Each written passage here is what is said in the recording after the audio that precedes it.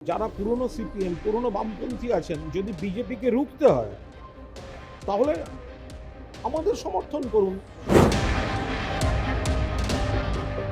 এই 2 মাস ধরে এসআইআর করে অনেক উত্তেজনা হলো। গতকাল রাতে দেখলাম ইলেকশন কমিশনের সার্ভার বসে গেছে, সেখানে যেই এপিক কার্ড দিয়ে দেখছে অ্যাডজুডিকেশন দেখাচ্ছে। ছেলে খেলা করছে। এই কেন্দ্রে আপনার এই নির্বাচনী লড়াই প্রধান প্রতিপক্ষকে ভারতীয় জনতা পার্টি নাকি সিপিআইএম? সিপিআইএম ওরা তো ভারতীয় জনতা পার্টির বি টিম। এবারের লড়াইটা মমতা বন্দ্যোপাধ্যায় বা তৃণমূল কংগ্রেসের সৈনিকরা তারা শুধু তৃণমূলের লড়াই লড়ছেন না, এটা বাংলার মানুষের লড়াইটা লড়ছেন। যারা 100 দিনের টাকা পাননি তাদের মধ্যে তো অন্য দলের সমর্থকও আছেন।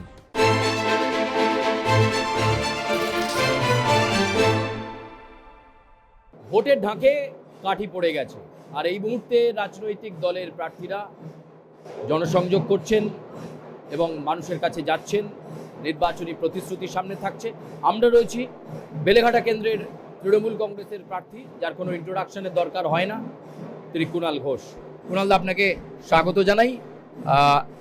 বেলেঘাটায় এবারে নির্বাচনী লড়াইয়ে নেমে একেবারে মানুষের কাছে কি বলছেন, কি চাইছে, তারা কি চাইছে?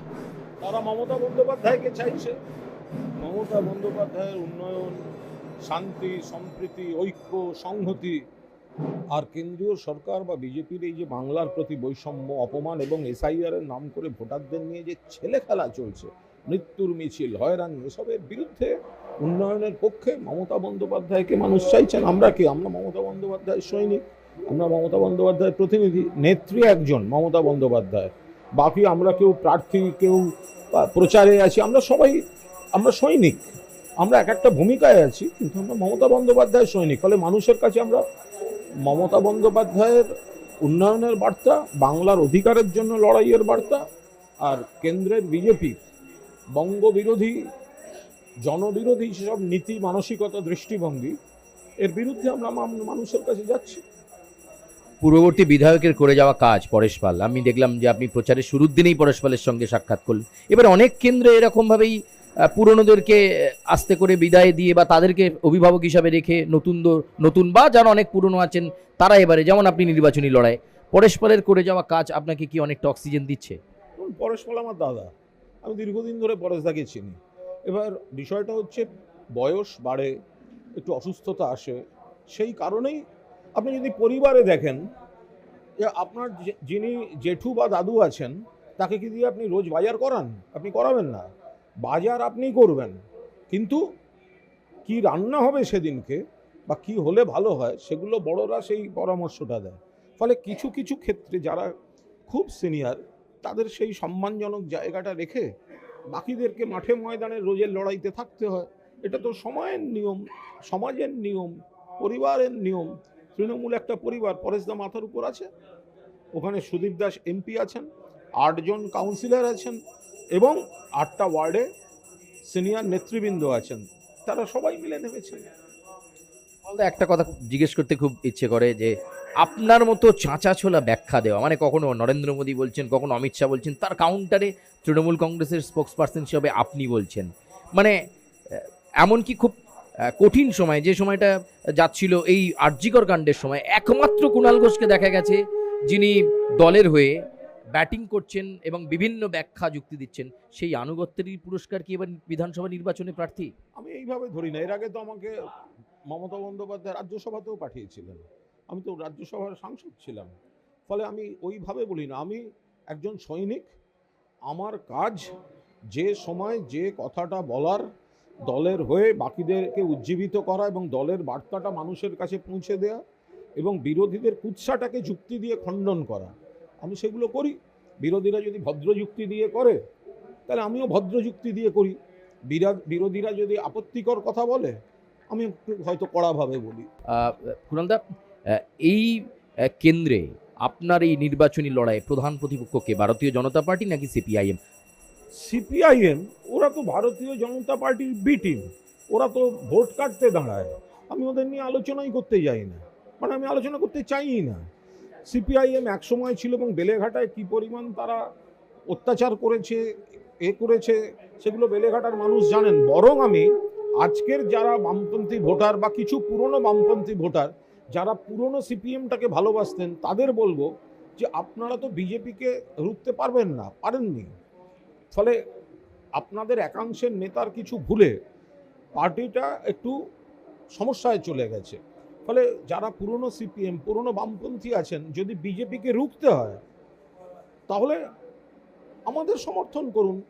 কারণ বিজেপি যেটুকু বেড়েছে তো সিপিএমের ভোটে বেড়েছে। সিপিএমের ভোট কমেছে, বিজেপির ভোট বেড়েছে, তৃণমূলের তো ভোট কমেনি। এবং সারা ভারতে একমাত্র পশ্চিমবঙ্গই একমাত্র রাজ্য যেখানে টক্কর দিয়ে বিজেপিকে আটকে দেওয়া হয়েছে। ফলে যে বামপন্থীরা সত্যিই বিজেপিকে রুখতে চান এবং গণতান্ত্রিকভাবে, এবং বাংলাকে যেভাবে অপমান করে যাচ্ছে, বাংলার ভোটারদের যেভাবে অপমান করছে বিজেপি, তার বিরোধিতা করতে চান, তাহলে সরাসরি তৃণমূল তৃণমূল প্রার্থী বা মমতা বন্দ্যোপাধ্যায় আজকে শুধু তৃণমূলের নয়, আজকে বঙ্গ অস্মিতার প্রতীক, বাংলার অধিকার রক্ষার লড়াইয়ের প্রতীক। ফলে আলাদা করে ভোট কেটে বিজেপি সুবিধা করে দেবেন না। এসআইআর, এই 2 মাস ধরে এসআইআর করে অনেক উত্তেজনা হলো। গতকাল রাতে দেখলাম ইলেকশন কমিশনের সার্ভার বসে গেছে, সেখানে যেই এপিক কার্ড দিয়ে দেখছে অ্যাডজুডিকেশন দেখাচ্ছে। ছেলে খেলা করছে। ওরা বলবে এটা যান্ত্রিক ত্রুটি, অমুক তমুক, এগুলো একদম জেনে শুনে ছেলে খেলা করছে বিজেপির দালাল নির্বাচন কমিশন। মানুষকে শেষ মুহূর্ত পর্যন্ত হয়রানি করে যাওয়া এবং এমনভাবে করছে মৃত্যুর মিছিল, বৈধ ভোটারদের নিয়ে টানাটানি। বাবা ব্যানার্জি ছেলে বন্দ্যোপাধ্যায় লেখেন, ছেলে কেন ব্যানার্জি লেখে, নোটিশ। মানে এইসব করে, এবং এখনও যা যা চলছে, নির্বাচন কমিশন নোক দাঁত বার করে তারা সমস্তভাবে বিজেপির দলদাসপনা করছে। বাংলা মানুষ ভরপুর জবাব দিয়ে দেবেন। আমি সেই কারণেই বলছি, এবারের লড়াইটা মমতা বন্দ্যোপাধ্যায় বা তৃণমূল কংগ্রেসের সৈনিকরা তারা শুধু তৃণমূলের লড়াই লড়ছেন না, এটা বাংলার মানুষের লড়াইটা লড়ছেন। যারা 100 দিনের টাকা পাননি তাদের মধ্যে তো অন্য দলের সমর্থকও আছেন, কেন্দ্রীয় সরকার দেয়নি বাংলা বলে, কিন্তু সেখানে মমতা বন্দ্যোপাধ্যায় নিজের রাজকোষ থেকে টাকা দিয়েছেন। আবাসের টাকা দেয়নি, মমতা বন্দ্যোপাধ্যায় দিয়েছেন। বাংলার 1,96,000 কোটি টাকা বকেয়া। মতুয়া, তারা তো হিন্দু, অনিশ্চয়তার মধ্যে চলে গেছে। রাজবংশী, তারা হিন্দু, অনিশ্চয়তার মধ্যে চলে গেছে। ফলে এরা হিন্দুরও শত্রু বিজেপি, মুসলমানের শত্রু, খ্রিস্টানের শত্রু, সবার শত্রু। আমরা এখানে সবাই হিন্দু, মুসলমান, বাঙালি, অবাঙালি সবাই মিলে মিশে বাংলার একটা ঐতিহ্য, আমরা সব একসঙ্গে থাকতে চাই, চারপাশটা ভালো রাখতে, নিজেকে সুরক্ষিত রাখতে। মানুষের মহাজোট এবার মমতা বন্দ্যোপাধ্যায়ের পাশে। কুণালদা, একদিকে সাংবাদিকতা, মানে আপনি সম্পাদনার বিশেষ দায়িত্বে, আবার অন্যদিকে রাজনৈতিক লড়াইয়ে প্রার্থী, এই সামলান কি করে, এই ব্যালেন্সটা করেন কি করে? আমি কপিল দেবের ভক্ত এবং কপিল দেবের একটা কথাকে বিশ্বাস করি, যে যেখানে প্যাশন থাকে সেখানে প্রেশার বলে কোনো শব্দ থাকতে পারে না। ফলে আমি যা যা ভালোবাসি আমি তাই তাই করি। ফলে সেখানে ব্যস্ততা থাকতে পারে, কিন্তু প্রেশার বলতে যেটাকে বোঝানো হয়, আমি আর পাচ্ছি না প্রেশার, যেখানে প্যাশন থাকে সেখানে প্রেশার থাকে না, অ্যাডজাস্ট করে নিতে হয়। আপনার কাছে শেষ প্রশ্ন, জয়ের ব্যাপারে কতটা আশাবাদী? আমার কোনো টেনশন নেই, তার কারণ মাথার উপর মমতা দি, মাথার উপর অভিষেক, এমপি সুদীপ দা, এমএলএ বিদায়ী এমএলএ আমার দাদা পরেশ পাল, এপাশে 8 জন দক্ষ কাউন্সিলর, ওপাশে রয়েছে জীবন সাহা, ওপাশে রয়েছে পাপিয়া ঘোষ, ওই ওয়ার্ডে আবার স্বপন সমাদ্দার আছেন, ওপাশে অলোকানন্দ দাস, ওখানে রয়েছেন অলোক দাস, এপাশে পবিত্র বিশ্বাস, তার পাশে আশুতোষ দাস, এপাশে সচিন সিং, এপাশে ইকবাল আহমেদ, এপাশে অয়ন চক্রবর্তী। তার সঙ্গে সঙ্গে যারা যারা সিনিয়র নেতৃত্ব রয়েছেন, বিভিন্ন ক্লাব, সংগঠন, পুজো কমিটি, এই 33-এর পল্লী, ওরা রামমোহন সম্মিলন, এরকম অসংখ্য পুজো কমিটি বা ক্লাব। তো আমার কিসের টেনশন? আমি মমতা বন্দ্যোপাধ্যায় প্রতিনিধিত্ব করতে নেমেছি। মানুষ আমায় চেনেন, জানে একটু জেদি, স্পষ্টবাদী, ঠিক আছে, বিতর্কে তোয়াক্কা করে না। কিন্তু বেলেঘাটার মানুষ এমন একজন প্রার্থী মমতা বন্দ্যোপাধ্যায় দিয়েছেন যে কিন্তু যে কোনো সমস্যায় পাশে থাকে, সব সমস্যার সমাধানের গ্যারান্টি দিতে পারে না, কারণ সেটা দেওয়া সম্ভব না। সেটা যদি বলি যে যে যা সমস্যা নিয়ে আসবে আমি করে দেবো, তাহলে সেটা মিথ্যা কথা বলা হবে। কিন্তু আমি এটা বলে দিই যে আমার কাছে যখনই কেউ আসেন, সেটা চাকরি প্রার্থীদের মঞ্চে আমায় নিয়ে যায়, কেন নিয়ে যায়? একটা ভরসা আছে বলে তারা আসেন। আমি সমস্যাটা যদি বুঝতে পারি, জেনুইন সমস্যা, সেটা ব্যক্তি হোক বা সমষ্টি হোক, আমি সেটা সমাধানের জন্য আপ্রাণ চেষ্টা করি, পাশে থাকি। ফলে এই জায়গায় দাঁড়িয়ে আর আমি যখন রাজ্যসভায় ছিলাম সারা বাংলা জুড়ে আমি কাজ করেছি, বাংলার সবকটা জেলায় আমার কাজ করা আছে। আমি 100টার বেশি শিক্ষা প্রতিষ্ঠানে পরিকাঠামো উন্নয়নের টাকা দিয়েছি, কম্পিউটার ল্যাব করে দিয়েছি, কোচবিহারে আস্ত একটা সেতু করে দিয়েছি, তার নাম দিয়েছি মমতা সেতু। শিলিগুড়িতে উন্নয়নের কাঠামো করেছি, সুন্দরবনের ওপাশে মৌসুমী দ্বীপে কম্পিউটার ক্লাস করে দিয়েছি বাচ্চাদের। ফলে আমি কাজ করি, আমি এবং মানুষকে আমি সেটাই বলবো। আর মানুষ আমায় চেনেন, জানেন। আমার মনে হয় আমার জীবনের ঝড় জল বৃষ্টি সেটা যখন মানুষ জানেন এবং স্বচ্ছতার সঙ্গে জানেন, জ্ঞান তো কোনো অন্যায় করেনি, তাহলে কামব্যাকের লড়াইতেও মানুষ আমায় দু হাত তুলে আশীর্বাদ করবেন। আমি কনফিডেন্ট আমি যে কেউ দাঁড়াতে পারে। ওই তো বিজেপির কে দাঁড়িয়েছে আমি চিনিও না, বিজেপি কর্মীরাই দেখলাম তার বিরুদ্ধে গিয়ে বিক্ষোভ দেখিয়ে এসছে যে এত অযোগ্য প্রার্থী চলতে পারে না।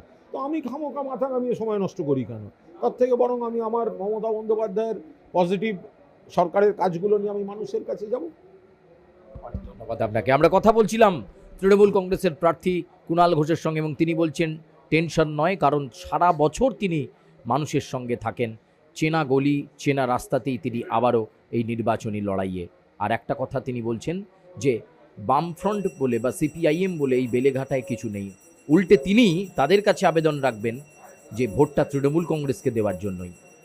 কুণাল ঘোষ মানেই চাঁচা ছোলা, কুণাল ঘোষ মানেই একেবারে দ্ব্যর্থহীন ভাষায় তিনি তৃণমূল কংগ্রেসের মাঠে থাকা সৈনিক, তাই তিনি অনেক বেশি আশাবাদী জয়ের ব্যাপারে।